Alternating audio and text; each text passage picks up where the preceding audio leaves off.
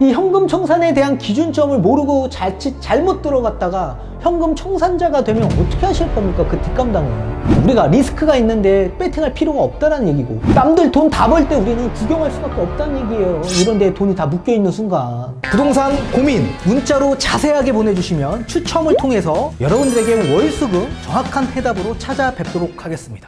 뒷번호 3864님께서 보내주신 부동산 고민입니다. 현금 3에서 4억 정도가 있는데 용산 쪽에 아는 지인이 같이 재개발 보고 투자하자고 해서 알아보고 있는데 현금 청산에 대한 말들이 너무 많아서 고민 중입니다. 서울시에서 진행하는 사업이랑 정부가 진행하는 사업이 있던데 도대체 들어도 뭐가 뭔지 잘 모르겠습니다. 지금 매수해도 되는 건가요? 혹시 잘못될까봐 겁이 납니다. 정확히 짚어주시면 감사하겠습니다 라고 보내주셨네요. 전문가님 답변 부탁드리겠습니다.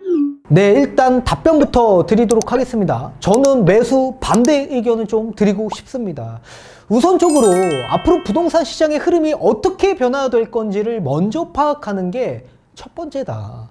근데 제가 판단하는 기준에서 앞으로 시장의 동향이 이 재개발 재건축 투자하는 데 있어서 굉장히 좋지 않을 가능성이 매우 높다. 그런데 이 반면에 우리는 지금 진행 중에 있는 재개발 투자도 아니고 지금 될지 안 될지 모르는 이 불확실성이 존재하는 예정지에다가 투자를 하는 거기 때문에 더더욱더 반대 의견을 드릴 수밖에 없는 겁니다. 지금 우리가 계획한 대로 투자가 똑같은 올바른 방향으로 가지 않습니다. 계획이 항상 틀어져요. 이렇게 틀어지는 불확실성한 이런 방식에 있어서 왜 본인 운에 맡겨서 투자를 하는 겁니까? 굉장히 무모한 투자 방식입니다. 따라서 지금의 이 무모한 투자 방식은 지양해야 될 때이고요. 제가 앞전에 말씀드린 것처럼 아파트가 굳이 난 받고 싶다라고 하신다면 제 상담을 다시 받아보십시오. 제가 뭐라고 했습니까? 빌라를 사면 나중에 아파트를 살 수 있다라고 말씀을 드려왔습니다. 거기에 대한 투자 전략을 반드시 들어보셔야 될 것 같습니다. 따라서 저는 매수 반대 의견을 좀 드리고 싶고, 자, 앞서서 문자 사연에 보내주신 것과 같이 지금 현금 청산에 대한 이런 불안감도 존재하고 있고 지금 어떤 시행 방식인지도 모르는 상황에서 우리가 투자하는 것은 굉장히 위험성이 있습니다. 따라서 거기에 대한 정확하게 제가 사업 방식에 대한 설명을 좀 해드리도록 하겠고, 현금 청산에 대한 기준점을 좀 명확하게 짚어드리도록 하겠습니다. 다시 제 상담 받아보십시오. 자, 일단 우선적으로 한번 볼게요. 우선 크게 보자면 이 공공주도 사업 방식이 있습니다. 이 공공주도 사업 방식은 공공이 직접적으로 시행하는 방식이라고 보시면 좋을 것 같고, 우리 SHLH가 직접적인 시행하는 시행 방식이다, 그렇게 보시고요. 또 여기에 공공 재개발, 공공 재건축이 있습니다. 이 공공 재개발 방식은 공공과 함께 민간이 합동으로 진행하는 사업 방식이라고 보시면 좋을 것 같습니다. 56 부동산 대책에 나온 공공 재개발 방식이 있고, 그리고 84 부동산 대책에 나온 공공 재건축 방식이 있습니다. 그리고 공공 주도 방식은 24 부동산 대책에 나온 방식이죠. 또 여기에 서울시가 직접적으로 진행하는 신속 통합기획 방식이 있습니다. 공공이 아닌 서울시가 사업 초기에 주관해서 좀 신속적으로 통합해서 좀 빨리 진행할 수 있도록 민간 사업에 진행하는 사업 방식이라고 보시면 좋을 것 같습니다.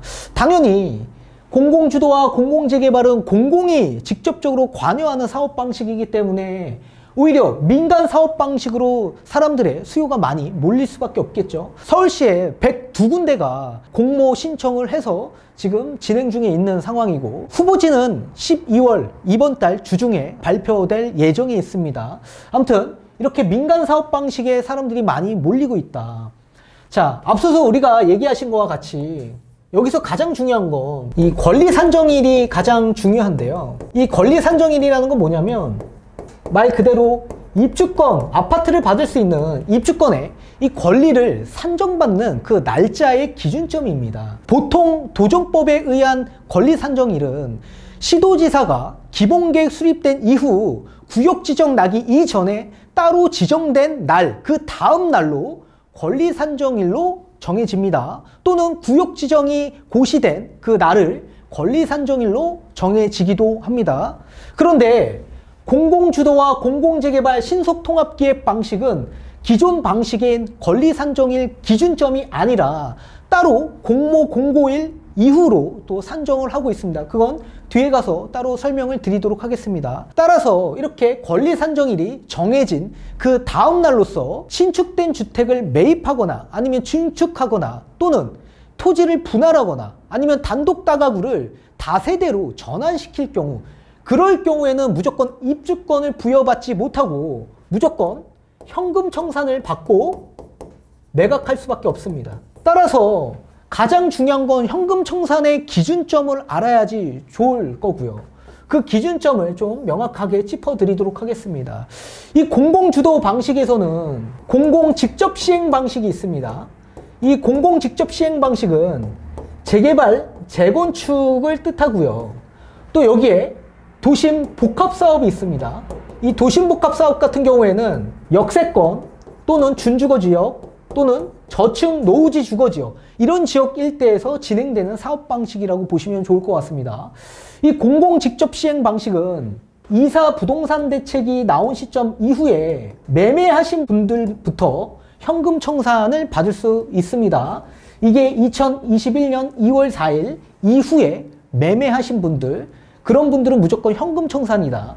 이 반면에 도심 복합 사업 같은 경우에는 공공주택 특별법이 바뀌었습니다. 그래서 이사 부동산 대책이 나온 이후에 원래 매매하면 얘도 마찬가지 현금 청산이었지만 2021년 6월 29일 이후에 매매하신 분들 한해서 무조건 현금 청산을 받을 수 있게끔 또 법이 바뀌었습니다. 따라서 권리 산정일이 정해진 게 아니라 아예 정해진 겁니다. 날짜를. 공공주도 직접 시행 방식인 재개발 재건축으로 진행할 경우에 2021년 2월 4일 이후에 매매하신 분들은 무조건 청산이다. 그리고 도심복합사업, 역세권이나 준주거지역, 그리고 저층 노후지 이런 사업에 해당되시는 분들은 2021년 6월 29일 이후에 매매하신 분들 한해서 현금 청산이 될 수 있다. 꼭 알아두십시오. 이 반면에 공공재개발 같은 경우에는 2020년 9월 21일 이 시기에 공공재개발 재건축 공모 공고가 있었습니다. 따라서 2020년 9월 21일 권리산정일로 지정을 한 거고요. 그 다음 날부터 신축된 물건을 취득하거나 또는 토지 분할을 하거나 아니면 전환다세대를 매수할 경우에 무조건 현금 청산이다. 현금 청산이다. 기억하셔야 됩니다. 시도지사가 지정한 그 다음 날부터 시행이 되는 거기 때문에 2020년 9월 21일 공모 공고 시점을 권리 산정일 기준으로 보는 겁니다. 그래서 그 다음 날에 현금 청산이 되는 거고, 서울시 신속통합기획 같은 경우에는 2021년 9월 23일 날 공모 공고를 했습니다. 그래서 이 날짜를 기준으로 해서 권리 산정일이 정해진 거고요. 그 다음 날부터 현금 청산이다. 매수할 경우. 따라서 신축된 물건 매수하면 안 된다는 얘기입니다. 그러니까 신축 빌라 사면 안 된다는 얘기예요. 이 다음 날부터. 그러면 무조건 현금 청산이 될 수 있다. 현금 청산. 따라서 건축물이 아직 다 지어지지 않는 선분양 같은 거 취득하시면 절대 안 되십니다. 굉장히 위험한 겁니다. 무조건 현금 청산 받을 수 있는 겁니다. 지금 같은 기준에서는. 이미 9월 23일이 넘었죠. 9월 23일 이전에 보존 등기가 나야 있어야 되는 겁니다. 따라서 2021년 9월 23일 이후에 보존 등기 난 주택을 내가 취득했다. 무조건 현금 청산이다. 기억하셔야 돼요. 자, 이렇게 현금 청산에 대한 기준점을 제가 짚어드렸는데 이 현금 청산에 대한 기준점을 모르고 잘못 들어갔다가 현금 청산자가 되면 어떻게 하실 겁니까? 그 뒷감당은. 아무도 책임져 주지 않습니다. 따라서 이렇게 불확실성한 거에 우리가 리스크가 있는데 배팅할 필요가 없다는 얘기고, 만약에 운이 좋아서 이런 사업 방식에 추진이 됐다라고 가정을 할 경우에 이게 단기간 내에 입주가 가능할 거라고 여러분들이 생각하십니까? 이미 2002년 이명박 서울시장 때부터 추진되어 왔던 서울시 뉴타운 사업이 1차가 은평이나 기름, 왕십리가 10년이 넘어가서 입주가 됐습니다. 10년이 넘어가서. 그 당시에도 엄청나게 빠르게 진행하겠다라고 해서 추진을 빠르게 진행했었습니다. 그런데도 10년이 걸렸다고요. 10년이. 그리고 2차, 3차는 아직도 안 된 데들이 수두룩 빽빽합니다. 그 중에 절반가량이 다 해제됐어요. 절반가량이. 기억하셔야 됩니다. 단기간 내에 추진하겠다라는 이런 추진 동력은 생길 수 있겠으나 앞으로 시장의 상황에, 경제 상황에 맞게끔 속도가 늦춰질 수도 있는 겁니다. 경제 상황이 좋지 않고 부동산 시장의 심리가 꺾여지거나 또는 여러 가지 주민들의 의견의 합치가 불합치가 되면 어떻게 됩니까? 속도가 늦춰질 수밖에 없다고요. 속도가. 그러면 내 큰 자금이, 투자 금액이 다 묶이게 될 수밖에 없습니다. 진정 우리가 저점 매수에 임해야 될 그 시기에 이 큰 자금이 이 사업단지에 다 묶일 가능성이 높다고요. 남들 돈 다 벌 때 우리는 구경할 수밖에 없다는 얘기예요. 이런 데에 돈이 다 묶여 있는 순간. 이해되시겠죠? 따라서 이렇게 불확실성한 투자는 지금 이 시기에 하면 안 되는 시기이다. 따라서 우리 구독자님은 제가 앞전에 얘기한 것대로 정말 아파트를 원하신다면 제가 말씀드리는 전략으로 상담을 꼭 받아보시는 걸 권장해 드리도록 하겠습니다.